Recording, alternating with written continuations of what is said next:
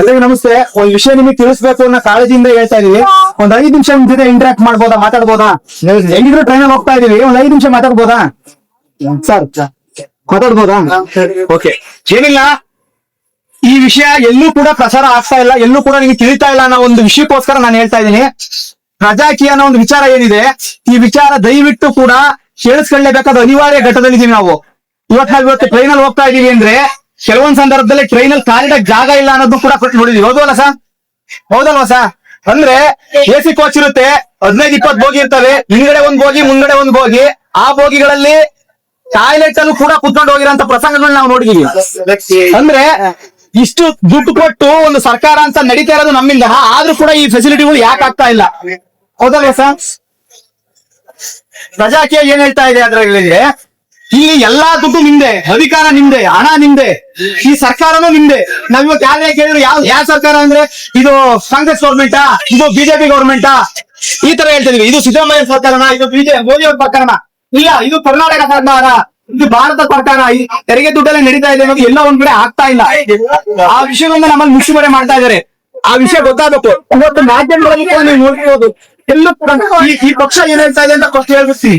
ಈ ಪಕ್ಷ ಏನ್ ಹೇಳ್ತಾ ಇದೆ ಅಂದ್ರೆ, ಇಲ್ಲಿ ಯಾವ್ದೇ ಒಬ್ಬ ಪ್ರತಿನಿಧಿನ ಆಯ್ಕೆ ಮಾಡಿದ್ರು ಕೂಡ ಅವನಿಗೆ ಸಂಬಳ ಅಂತ ಕೊಡ್ತೀವಿ. ಒಬ್ಬ MLA ಗೆ ಏನಿಲ್ಲ ಅಂದ್ರೂ ಕೂಡ 5 ಲಕ್ಷದವರೆಗೂ ಕೂಡ TA DA ಭತ್ಯೆಗಳು ಸೇರಿ 5 ಲಕ್ಷದವರೆಗೂ ಕೊಡ್ತೇವೆ. ಅಂದ್ರೆ ಆ TA DA ಭತ್ಯೆಗಳು 5 ಲಕ್ಷ ಅಂದ್ರೆ ಅವ್ರು ರಿಟೈರ್ಡ್ ಆದ್ಮೇಲೂ ಕೂಡ ಅವರಿಗೆ ಪೆನ್ಷನ್ ಕೂಡ ಕೊಡ್ತೇವೆ. 2ನೇ ಸರಿ ಏನಾದ್ರು ಆಯ್ಕೆಯಾಗಿ ರಿಟೈರ್ಡ್ ಆದ್ರೆ ಮತ್ತೆ ಇನ್ನೂ ಹೆಚ್ಚುವರಿ ಪೆನ್ಷನ್ ಕೊಡ್ತೇವೆ. 87,000 ಒಬ್ಬ MP ಗೆ ಕೊಡ್ತೇವೆ. 87,000 ತಿಂಗಳಲ್ಲಿ ಕ್ಷೇತ್ರ ಭತ್ಯೆ ಅಂತ 87,000 ಕೊಡ್ತೇವೆ ಸರ್. ಅವ್ರು ನಿಮ್ಮ ಕ್ಷೇತ್ರಗಳಿಗೆ ಬರಕ್ಕೆ ಯಾರು MLA MP ಅವ್ರು ಬರ್ತಾ ಇದಾರ ಸರ್? ಅಥವಾ ಅವ್ರು ಬಂದಾಗ ಪಟಾಕಿ ಹೊಡಿತಿದೀವಿ ಸರ್? ಹೌದಲ್ವಾ ಸರ್? ಇವ್ರ MLA ಅವ್ರಿಗೂ ಕೂಡ 75,000 ಕೊಡ್ತಾ ಇದಾರೆ. ಒಂದು ತಿಂಗಳಿಗೆ ಮೊಬೈಲ್ ಕರೆನ್ಸಿ ಅಂತ 30,000 ಕೊಡ್ತಾ ಇದಾರೆ. ನಾವು 600 ರೂಪಾಯಿಂದ ಹಾಕಿ 3 ತಿಂಗಳು 1 ತಿಂಗಳು ಜಿಯೋದಲ್ಲೋ BSNL ಮುಗಿಸ್ತಾ ಇದೀವಲ್ವಾ ಸರ್? ಆ 30,000 ಕೊಡ್ತಾ ಇದೀವಿ ಅಂದ್ರೆ ಅದು ಲೆಕ್ಕ ಬೇಕಲ್ವಾ ಸರ್ ನಮಗೆ? ಸರಿ, ಅವ್ರಿಗೆ 5 ಅಲ್ಲ 10 ಲಕ್ಷ ಕೊಟ್ಟಿಲ್ಲ. ಆ ದುಡ್ಡು ಕೊಟ್ಟ ಮೇಲೆ ಅವ್ರು ನಮ್ಮನ್ನ ಕೇಳಿ ಕೆಲಸ ಮಾಡ್ತಾ ಇದಾರ ಸರ್? ನಿಮಗೆ ಏನ್ ಬೇಕು ಅಂತ ಬರ್ತಾ ಇದಾರ ಸರ್? ಅವ್ಯವಸ್ಥೆ ಯಾಕ? ಈ ಟ್ರೈನ್ ಅಲ್ಲಿ ಇಷ್ಟು ಜನ ಹೋಗ್ತಾ ಇದೀವಿ, ಎಷ್ಟು ಜನ ಟಿಕೆಟ್ ತಗೊಂಡಿದೀವಿ ಅನ್ನೋದು ಗೊತ್ತಲ್ವಾ ಸರ್ ನಮಗೆ? ಎಷ್ಟು ಜನ ಟಿಕೆಟ್ ತಗೊಂಡಿದ್ದಾರೆ ಅಂತ ಅವ್ರಿಗೆ ಬೋಗಿಗಳು ಎಷ್ಟು ಬೇಕು ಅನ್ನೋದು ಗೊತ್ತಲ್ವಾ ಸರ್? ಈ ಡೇಟಾ ಯಾಕಿಲ್ಲ ಸರ್ಕಾರಗಳ ಹತ್ರ? ನಮ್ದು 4 ಲಕ್ಷ ಕೋಟಿ ಬಜೆಟ್ ಅಂತಾರೆ. 4 ಲಕ್ಷ ಅಲ್ಲ, 40 ಲಕ್ಷ, 50 ಲಕ್ಷ, 400 ಲಕ್ಷ ಅಂದ್ರೂ ಕೂಡ ನೀವು ನಂಬಲೇಬೇಕು. ಯಾಕೆಂದ್ರೆ ನಾನ್ ಹೇಳ್ತಿರೋದು ನೀವು ನಂಬ್ರಿ ಅಂತ ಹೇಳೋದಿಕ್ಕೆ ಅಥವಾ ಇನ್ನೊಂದೇನೋ ಹೇಳೋದಿಕ್ಕೆ. ಇವ್ರ ಹತ್ರ 4 ಲಕ್ಷ ಕೋಟಿ ಬಜೆಟ್ ಅಂತಾರಲ್ಲ, ತೆರಿಗೆಗಳತನ ಬಹಳ ದೊಡ್ಡ ಮಟ್ಟದಲ್ಲಿ ನಡೀತಾ ಇದೆ. ಆ ತೆರಿಗೆಗಳತನ ನಿಲ್ಲಿಸಬೇಕಾದ ಅನಿವಾರ್ಯತೆ ಇದೆ. ಯಾವುದೇ MLA ಯಾವುದೇ ಪ್ರತಿನಿಧಿಗಳು ಕೂಡ ಕೆಲಸ ಮಾಡದೆ ಕೆಳಗಿಳುವಂತ ಕೆಲಸ ನಾವು ಮಾಡ್ಲೇಬೇಕಾದ ಅನಿವಾರ್ಯತೆ ಇರ್ತೀವಿ. ರೈಟ್ ಟು ರಿಕಾಲ್ ಬರಲೇಬೇಕು. ಒಬ್ಬ MLA 40 ಕೋಟಿ 50 ಕೋಟಿ ಖರ್ಚು ಮಾಡಿ MLA ಎಲೆಕ್ಷನ್ ಮಾಡ್ತಾನೆ ಅಂದ್ರೆ ಅದನ್ನ ಯಾಕೆ ಕಡಿವಾಣ ಹಾಕಕ್ಕಾಗ್ತಾ ಇಲ್ಲ?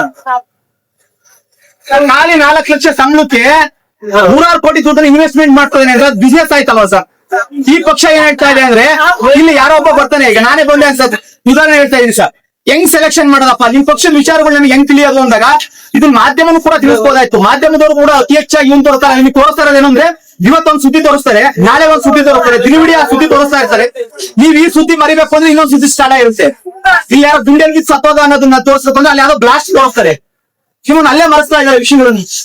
ಎಲ್ಲರೂ ಮಾತಾಡ್ಬೇಕಾದ್ರೆ ಒಂದೇ, art of governance, accountability, responsibility, transparency. ನಮ್ಮ ದುಡ್ಡು ಎಷ್ಟಿದೆ, ಅದನ್ನ ಜವಾಬ್ದಾರಿ ಯಾರು ತಗೊಂಡಿದ್ದಾರೆ, ಅವ್ರಿಗೆ ಕೆಲಸ ಕೊಟ್ಟಿದ್ದೀವಿ, ಕೆಲಸ ಮಾಡ್ತಿದಾರ. ಈ ಪಕ್ಷ ಮೊದಲನೇದಾಗಿ ಮೊದಲ ಹೆಜ್ಜೆ ಸರ್, ಪ್ರಜಾಕೀಯ ಪಕ್ಷ ಮೊದಲ ಹೆಜ್ಜೆ ಏನಿಟ್ಟಿದೆ ಅಂದ್ರೆ ಅಕೌಂಟಬಿಲಿಟಿ, ರೆಸ್ಪಾನ್ಸಿಬಿಲಿಟಿ, ಟ್ರಾನ್ಸ್ಪರೆನ್ಸಿ. ಹೆಂಗ್ ಕೊಡ್ತೀರಾ ಅಂತ ನೀವು ಕೇಳ್ಬೋದು. ಈ ಪಕ್ಷದಲ್ಲಿ ಹೈಕಮಾಂಡ್ ಯಾರಿಲ್ಲ ಸರ್, ಹೈಕಮಾಂಡ್ ಜನಗಳೇ ಹೈಕಮಾಂಡ್. ಯಾರೊಬ್ಬ ಪ್ರತಿನಿಧಿನ ನಿಮ್ ವಾರ್ಡ್ ಅಲ್ಲಿ ಆಯ್ಕೆ ಮಾಡ್ಬೇಕು ಅಂದ್ರೆ ನಿಮ್ ವಾರ್ಡಿನ ಸಮಸ್ಯೆಗಳನ್ನ ಇಟ್ಕೊಂಡು ನೀವು ಮತದಾರರೇ ಒಂದ್ ಪಕ್ಷ ಅಂತ ತಿಳ್ಕೊಂಡು ಈ ವ್ಯಕ್ತಿ ನೋಡಪ್ಪ ಹಿಂಗ್ ಕೆಲಸ ಮಾಡ್ಬೇಕು, ನಮ್ಮೂರಲ್ಲಿ ಇಂತ ಕೆಲಸ ಬೇಕು ಅಂತ ನೀವು ಆಯ್ಕೆ ಮಾಡ್ತಾರೆ, ಅಥವಾ ಒಂದು MLA ಸ್ಥಾನಕ್ಕೆ ಬೇಕು ಅಂತ ನೀವೇ ಸೆಲೆಕ್ಷನ್ ಮಾಡಿ ಈ ಪಕ್ಷಕ್ಕೆ ಹೇಳಿದ್ರೆ ಆ ಪಕ್ಷ ಅವ್ರನ್ನ ಸೆಲೆಕ್ಟ್ ಮಾಡಿ ಅವ್ರಿಗೆ ಬಿ ಫಾರಂ ಕೊಡ್ಬೇಕು, ಅಷ್ಟು ಮಾತ್ರ ಮಾಡುತ್ತೆ.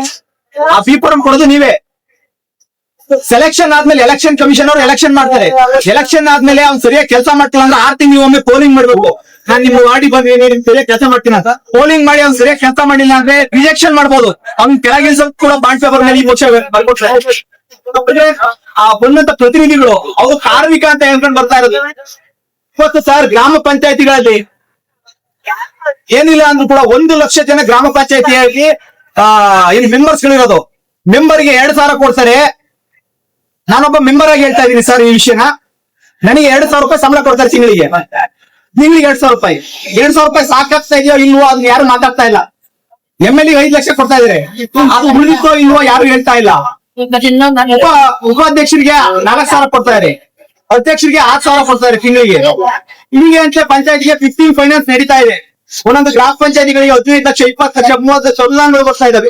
ಈ ಅನುದಾನ ಖರ್ಚು ಮಾಡ್ಬೇಕಂತ ನೀವು ಯಾರನ್ನ ಕೇಳ್ತಾ ಇದಾರೆ, ಕೇಳ್ಬೇಕಿತ್ತಲ್ಲ ಸರ್. ವಾರ್ಡ್ ಸಭೆಗಳು ಹಾಕಕ್ಕಲ್ವ ಸರ್, ಗ್ರಾಮ ಸಭೆಗಳು ಹಾಕಕ್ಕಲ್ವ ಸರ್. ಸರ್ಕಾರ ಎಷ್ಟೋ ದುಡ್ಡುಗಳನ್ನು ಬಿಡುಗಡೆ ಮಾಡಿದ್ರು ಅದನ್ನ ತಲುಪ್ತಾ ಇಲ್ಲ.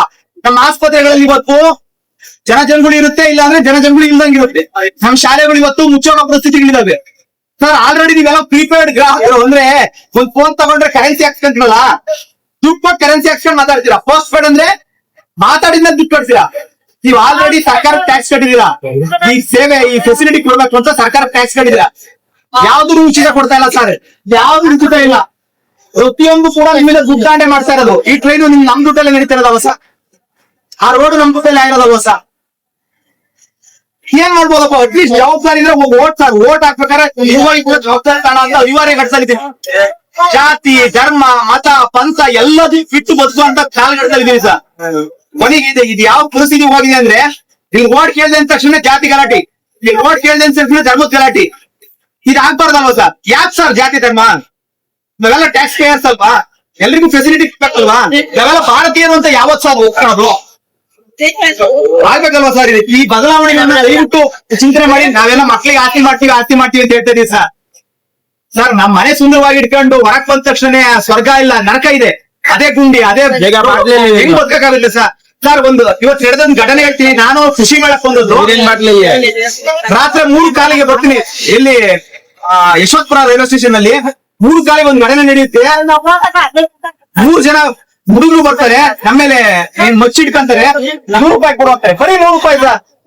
100 ರೂಪಾಯಿ ಕೊಡುವಂತಾರೆ. 100 ರೂಪಾಯಿ ಕೊಡ್ಲಿಲ್ಲ ಅಂದಾಗ ಮಚ್ಚನ್ನ ಹಿಡ್ಕೊಂಡ್ ಬರ್ತಾರೆ. ತಕ್ಷಣ ನಾವು ಪೊಲೀಸ್ ಅಂತ ಹೇಳಿ ಅಲ್ಲಿಂದ ಬಚಾವಾಗಿ ಹೊರಕ್ ಬರ್ತೀವಿ, ಕಂಪ್ಲೇಂಟ್ ಕೊಡ್ತೀವಿ. ಜವಾಬ್ದಾರಿಯುತವಾಗಿ ಅಲ್ಲಿಗೆ ಲೈಟ್ ಬೇಕು, ಲೈಟ್ ಇಲ್ಲ, CC ಕ್ಯಾಮ್ರಾಗಳಿಲ್ಲ. 10 ಜನ ರಾತ್ರಿ ಹೊತ್ತು ಓಡಾಡ್ತಿರ್ತಾರೆ. ಇದೆಲ್ಲ ಯಾಕಾಯ್ತು? ಆ ಹುಡುಗರು ಸ್ಲಮ್ ಅಲ್ಲಿ ಇದಾರೋ ಎಲ್ಲಿದಾರೋ ಏನಿದ್ರು ಯಾಕಾಯ್ತು ಈ ತರ ಸರ್? ನಾವೆಲ್ಲ ಕಾರಣ ಅಲ್ವಾ ಸರ್? ನಮ್ಮ ಒಂದು ಓಟು ಕಡ್ನಾವಂತಿಕೆಯಿಂದ ಆಗ್ತಾ ಇರೋಂಥದ್ದು ಇದೆಲ್ಲದಕ್ಕೂ ಕಾರಣ ಆಯ್ತಲ್ವ ಸರ್?